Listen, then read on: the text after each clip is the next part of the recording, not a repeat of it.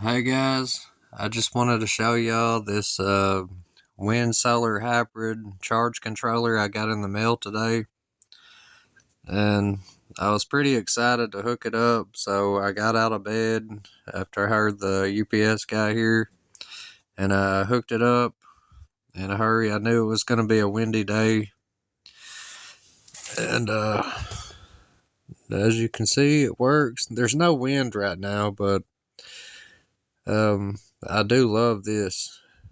It shows the battery voltage 12.9 volts. Um, I am on a 12 volt system. I have 13 kilowatt hours of capacity, and so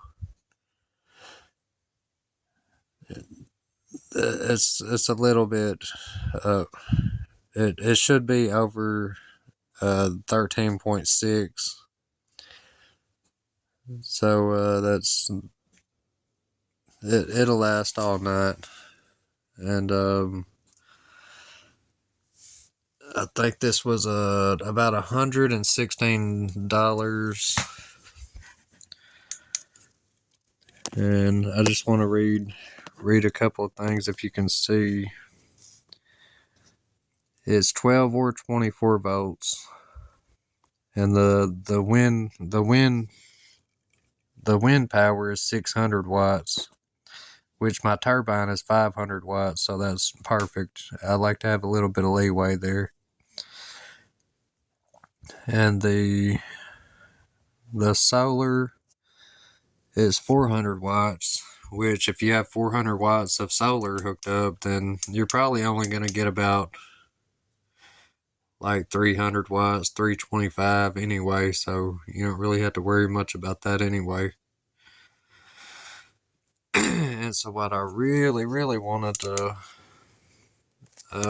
have is the dump load right here. And so this is my old charge controller, and it didn't have a spot for a dump load, and so I have another project for that later on, but I'll show you what the dump load does.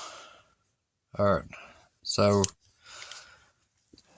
that is the dump load, or a resistor, and yeah, it's a mess right now, and I used Romex because I didn't have any wire ready, but I just grabbed whatever I had available, and so anyway, whenever the batteries are completely topped off, because the turbine is basically an alternator, and you can't really stop it. So the power has to go somewhere. And so unless you want to catch your house on fire, you have to have a resistor or a dump load. You can use a hot water element, but for now I'm using this. I might heat my water that way later on, but I believe this is 100 watts right here, and it's really not big enough, but I can always add a couple more later on. But say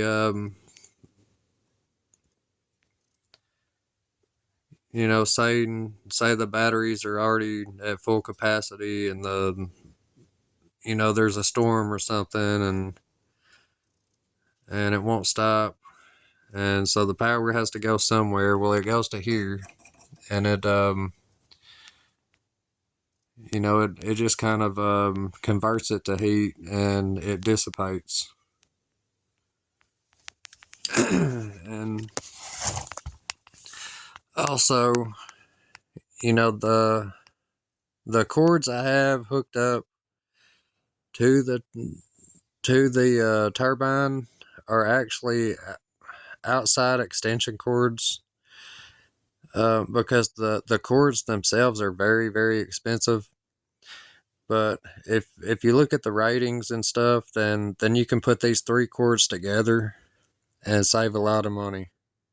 Like maybe that's $20 or so, 15, $20. I don't know. It might have been $12 for each of these versus like $100 a cord. And these are outside rated, and so they'll last for years before you have to replace them. But I'm I'm happy with this so far.